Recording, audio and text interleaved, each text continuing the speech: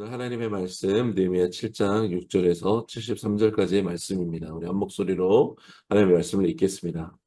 다음은 델멜라와 델하사와 그룹과 앗돈과 인멜에서 올라온 사람들인데 그 종족이 이스라엘의 자손인지에 대해서는 증거가 없었습니다. 이들 가운데 들라야 자손, 도비야 자손, 느고다의 자손이 642명, 제사장 가운데 호바야 자손, 하코스 자손, 바르실레 자손이 있었는데 바르실레는 길르앗 사람 바르실레의 딸과 결혼한 사람으로서 그 이름으로 불렸습니다. 이는 자기 족보를 찾았지만 얻지 못하고 결국 부정하게 여겨져 제사장 계열에 들지 못했습니다. 그래서 총독은 그들에게 명령해 우림과 둠밈으로 다스리는 제사장이 나오기 전에는 지성물을 먹지 못하게 했습니다. 온 회중의 수가 42,360명이었고 거기에 남녀 종들이 7,337명, 남녀 노래하는 사람들이 245명이었습니다. 또 말이 736마리, 노새가 245마리, 낙타가 435마리, 나귀가 6,720마리였습니다. 어떤 족장들은 건축하는 일을 위해 기부했습니다. 종족은 금 1,000드라크마와 대접 50개와 제사장의 옷 530벌을 보물창고에 드렸고 어떤 족장들은 금 2만 드라크마와 은 2,200만을 보물창고에 드렸습니다. 나머지 백성들이 드린 것을 다 합치면 금 2만 드라크마와 은 2천만에와 제사장 옷 67벌이었습니다. 제사장들과 레위 사람들과 송전 문지기들과 노래하는 사람들과 느디님 사람들과 몇몇 백성들과 온 이스라엘 사람들은 저마다 자기 고향에 정착했습니다. 어제 본문에 이어서 1차 포로기한 자들의 명단을 느헤미야가 이제 계수하고 있고 이제 마지막 성벽 재건 이후에 있었던 모습을 우리에게 보여주고 있습니다. 특별히 61절에서 65절의 명단을 보면 소개하고 있는 이 명단이 있는데 특이한 점이 있죠. 64절과 65절을 제가 다시 한번 읽겠습니다. 이들은 자기 족보를 찾았지만 얻지 못하고 결국 부정하게 여겨져 제사장 계열에 들지 못했습니다. 그래서 총독은 그들에게 명령해 우림과 둠밈으로 다스리는 제사장이 나오기 전에는 지성물을 먹지 못하게 했다라고 말합니다. 여러분 1, 2, 3, 2, 3절에 나와 있는 명단이 사람들이 있었는데 포로 귀환자 중에 어떤 사람들이 함께 있었냐면 포로에서 귀환을 해서 예루살렘에 왔는데 유대인의 족보에서 자기 이름을 이렇게 교차해서 확인할 수 없는 사람들이 포함되어 있었다라는 것이죠. 역대상 1장에서 8장을 보면 이스라엘 역사의 그 인구에 조사된 명단들이 쫙 계수되어 있죠. 그리고 9장 1절에 보면 이 명단이 이스라엘 사람들 의 그 역사 가운데 중요한 족보로서 보관되어져 왔다라는 걸 알 수 있어요. 이 하나님의 백성이라는 정통성, 할례받은 민족이라는 정통성, 이 정통성을 위해서 이 족보는 굉장히 중요한 기능을 가지고 있었던 것이죠. 그런데 귀한 자들 중에서 이 족보에서 자기 이름을 찾을 수 없는 사람들이 발견됐다라는 것이죠. 아마도 이 남유다가 586년에 멸망하고 나서 그리고 바벨론의 포로 생활을 하고 오면서 원형의 족보가 유실되었을 확률도 존재하는 것이죠. 이 공격을 받았을 때 불타 없어졌거나 어떻게 유실되었을 확률이 없지 않아 보입니다. 어쨌건 같이 좋은 마음으로 귀환을 했는데 상당히 난처한 상황이 벌어진 것입니다. 63절을 보면 이들 중에는 제사장들까지 있었기 때문에 귀환한 사람도 또 함께 귀환한 공동체도 조금은 난감했을 것입니다. 그래서 총독이 65절에 어떻게 결정합니까? 우림과 둠밈으로 다스린 제사장이 나올 때까지 지성물을 먹지 못하게 합니다. 무슨 뜻입니까? 율법에 제사장은 제사장의 의복 흰 세마포를 입고 파란색 우리 이 앞치마와 같은 앞뒤로 되어 있는 그 옷을 입고 그 위에 견대와 이 12지파를 상징하는 이것을 입고 그 안에 우림과 둠밈을 두게 했는데 우림과 둠밈은 이 말 그대로 A와 B 중에 선택하지 해야 되는 상황 중에 이것을 그냥 어떤 사람들의 다수결로 결정한 게 아니라 제사장 바르실레와 같은 사람들까지 포함되어 있으니까 이게 그냥 하면 될 것 같지만 그러나 혹시라도 이 사람들이 섞여 있다면 잘못된 사람들이 그런데 이 사람들이 만약에 성전에서 섬기게 되면 율법이 정한 바 부정한 것을 만지기만 해도 하나님께서 이 진영 가운데 특별히 성막 가운데는 아예 들어오지 못하게 정결함을 잊고서 들어올 수 있게 했기 때문에 이것을 그냥 제사에 참여시키는 것보다는 이 성전이 재건되고 나서 이제 온전히 제사장직을 수행하는 사람이 왔을 때 이것을 하나님께 우리가 묻고서 진행했으면 좋겠다라고 결정한 것이죠.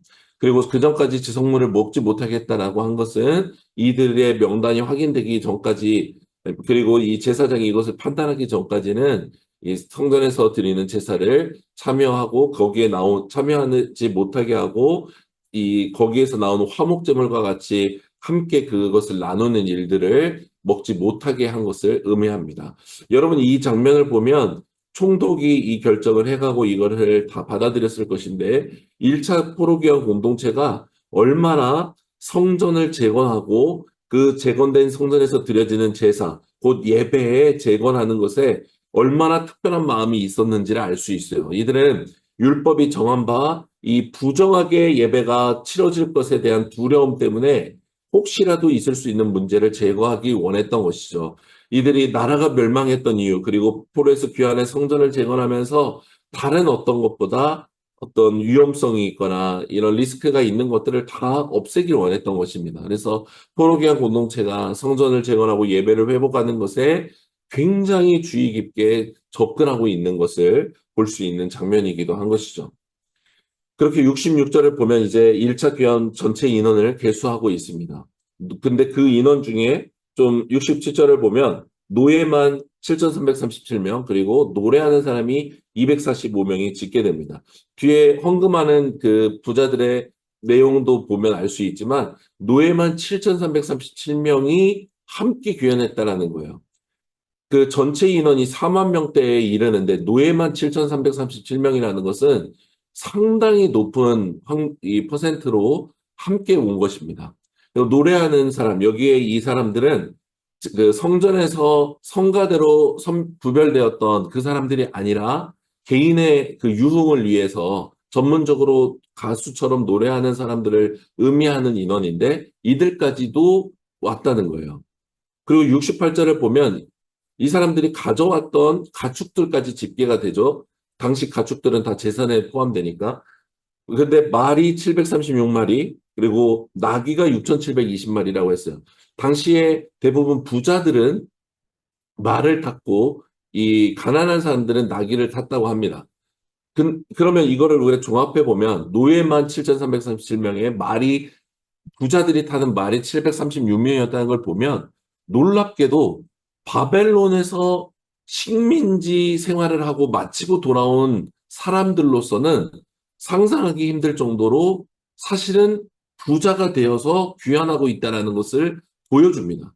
그걸 알려주는 것이 70에서 72절에 그들 중에 족장들이나 총독이나 이 리더급들, 그리고 일반 백성이 드렸던 이 건축헌금의 규모를 보면 놀라울 정도입니다.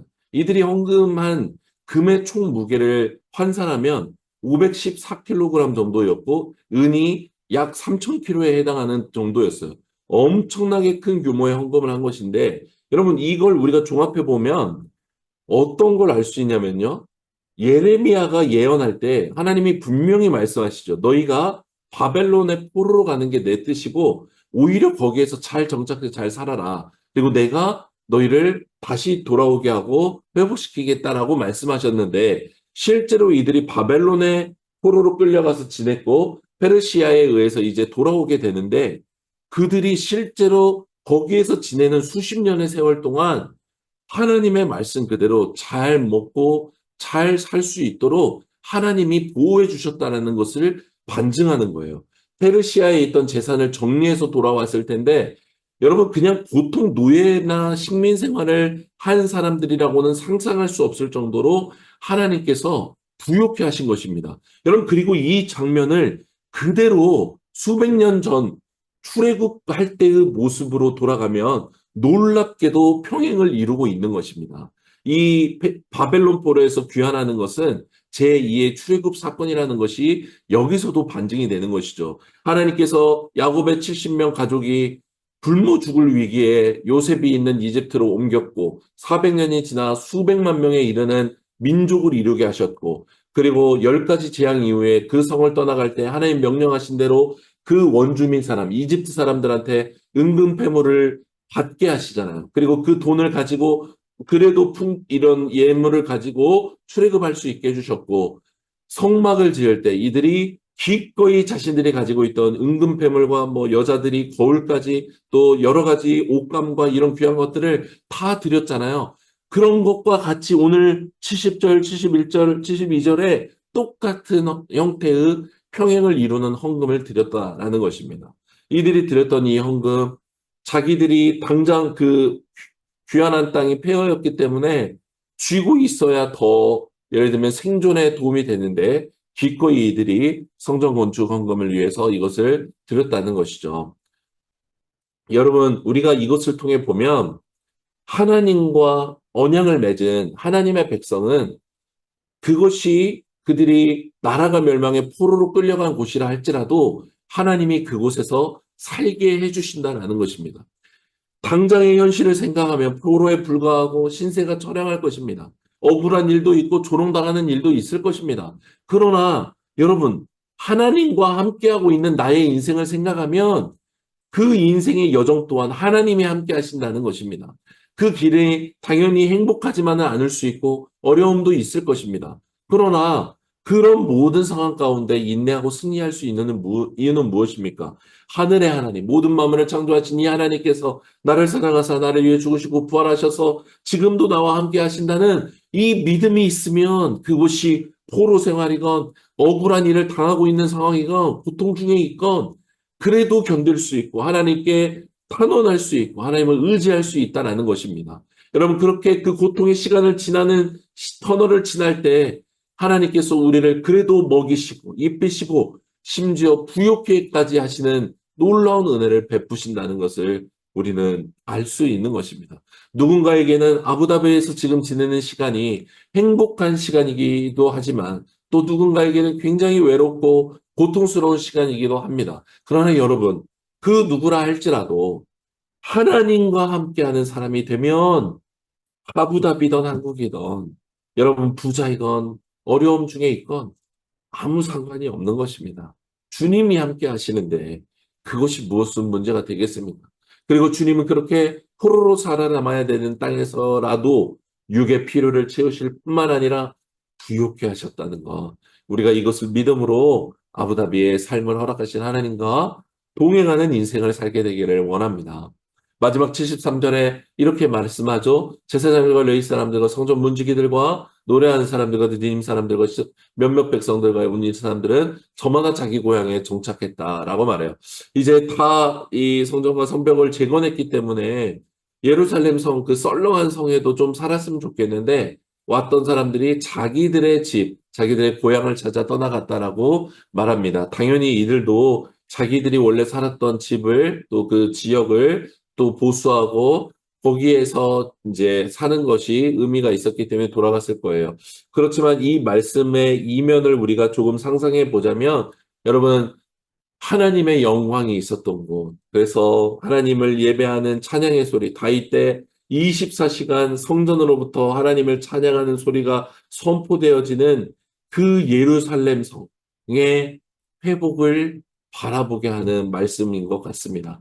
이 성벽까지 재건되어 아직은 썰렁한 이 성읍의 이 돌길들과 성전을 우리가 바라보면서 지금 1차 기한자들은 일단 자기 집을 정비하러 가지만 하나님께서 회복시키기시로 약속한 하나님의 영광이 돌아오고 하나님의 사람들이 돌아올 것을 예언하신 그대로 이 예루살렘 성읍은 다시 하나님의 사람들로 가득 차게 될 꿈을 꾸게 합니다.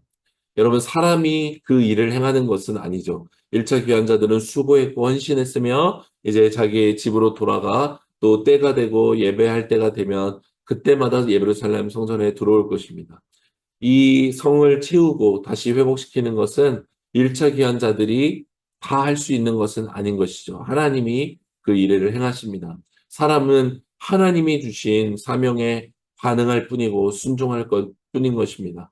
일의 시작과 마침은 우리 하나님께만 속한 것이고 일꾼은 맡겨진 일에 충성을 다할 뿐인 것입니다. 사랑하는 성도 여러분, 오늘 우리에게 주신 사명, 장소, 직업, 위치에서 여러분 그냥 최선을 다하는 것, 충성을 다하는 것, 이것이면 충분합니다.